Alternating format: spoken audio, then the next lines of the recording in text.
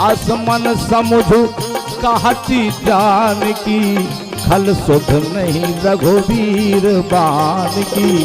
सठ सुने हरि आने मोही, अधम निलज लाज नहीं कोई।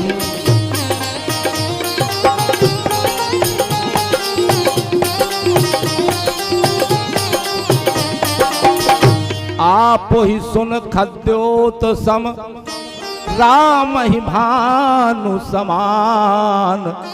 परुष बचन सुन काढ़ियस, बोला अति खिसियान। सीता ते मम कृत अपमाना, कटहूँ तब सिर कठिन कृपाना। नाही तस पद मानो मम बानी, सुमुखी होत न त जीवन हानि।